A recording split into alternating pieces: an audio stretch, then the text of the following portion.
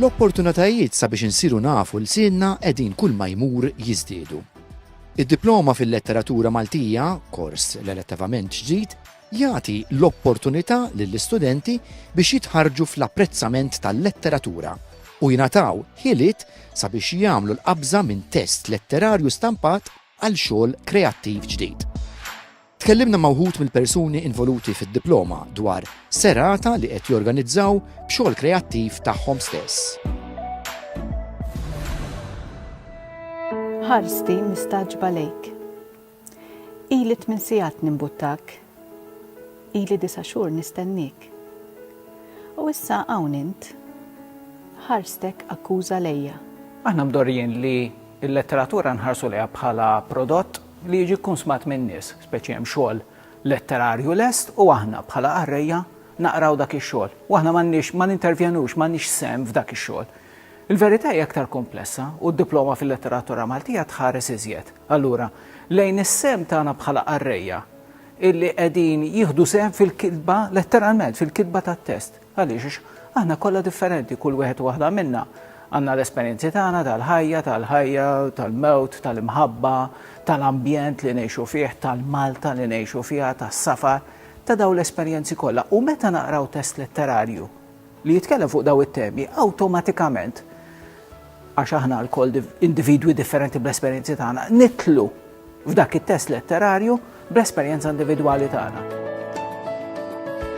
Jiena ġejja minn ambjent ta' tfal, ġifieri mill-qariqiet mill-ħin kollu ġvera, imma meta kont żgħira id-dar tagħna konna nisimgħu ħafna romanzi fuq ir-radio. Allura l-qariqiet minn ċkoliti.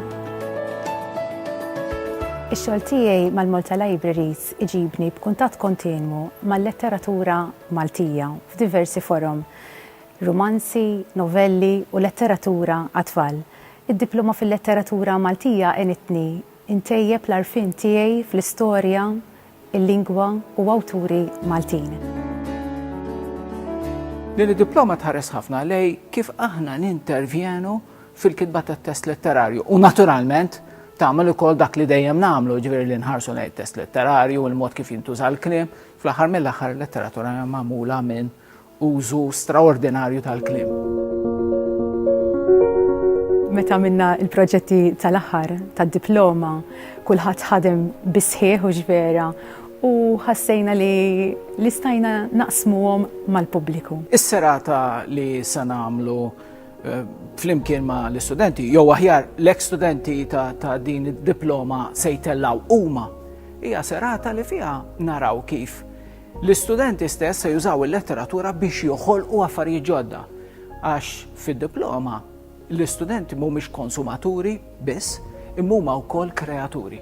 Il-moħħ jeħrax u tispiċċa tħoss disprezz lejn nies li lilek qatt m'għamlulek xejn. F'din is-serata uħud minn sħabi u jiena l-ewwel studenti tal-kors se nippreżentaw xogħlijiet li ħdimna fuqhom fil-proġett finali tad-diploma.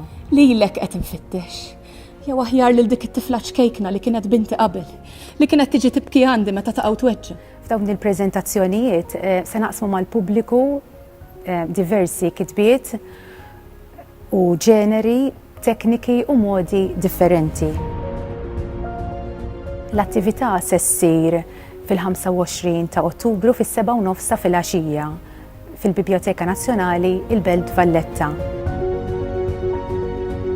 Fid-diploma li nagħmlu nħarsu lejn perjodi differenti tal-letteratura tagħna, ir-romantiċiżmu, il-moderniżmu, ġifieri kitba li bdiet wara l-indipendenza, u mbagħad xi ħaġa li m'għandniex ċans nagħmlu fil-baċellerat inħarsu wkoll lejn letteratura li bdiet tinkiteb fis-snin design. U allura kittiba li llum il-ġurnata ssib il-kotba tagħhom fuq l-ixkafef tal-ħwienet tal-kotba. Ir-riċerka tiegħi għamilta hawnhekk fil-Biblioteka Nazzjonali ta' Malta u wara tfittxija sħiħa irnexxieli nsib narattiva bikrija għat-tfal li teħodna lura 80 sena fil-gazzetta Il-Berka. Fil-preżentazzjoni tiegħi se nitkellem dwar din in-narattiva, dwar it-temi li ġew trattati u aktar dwar min ħoloq din ir-rokna għat-tfal. Qed inħarsu lejn il-kitba tal-lirika, tal-kanzunetta, lejn il-kitba kreattiva, lejn il-letteratura tat-tfal u tal-adolescenti. Tinteressana ħafna r-relazzjoni bejn ix-xogħol letterarju u l-kuntest storiku li fih jinkiteb. Pereżempju għandna kors illi jagħmlu Emanuel Bsajla, illi jħares lejn il-mod kif l-awturi kitbu dwar is-snin 80. Mela mhux l-awturi li kitbu fis-snin 80, imma l-awturi li għażlu li jiktbu f'perjodi differenti dwar is-snin 80.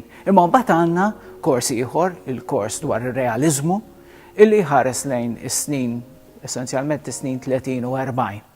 U jara kif l-esperjenza li għaddit Malta, l-esperjenzi li għaddejna bħala Maltin minnhom fis-snin 30 u 40, affettwaw il-kitba ta' romanzi realistiċi, Ġwan Mamo li tina nofnu fl-Amerika, li ta' Żar ta' Giuseppe L-Merse, li Blaħ ta' Giuseppe Orlando, Helsin ta' Giuseppe Bonnici. Il-realtà storika kif affettwat ix-xogħol letterarju u l-istess il-kontemporanji. Għaliex Emanuel Mifsud jikteb dwar il-kwistjoni tal-immigrazzjoni, għaliex Claire Azzopardi tikteb dwar tant temi l-immigrazzjoni l-imħabba, manki per eżempju l-status tan-nisa, il-sem, il-vuċi, l-ilħna tan-nisa differenti. Għax il-realtà storika titlob l-letteratura t-reagixxi għal dawn ir-realtajiet li jgħixu l-awturi u li tgħix is-soċjetà li fiha jiktbu dawn l-awturi.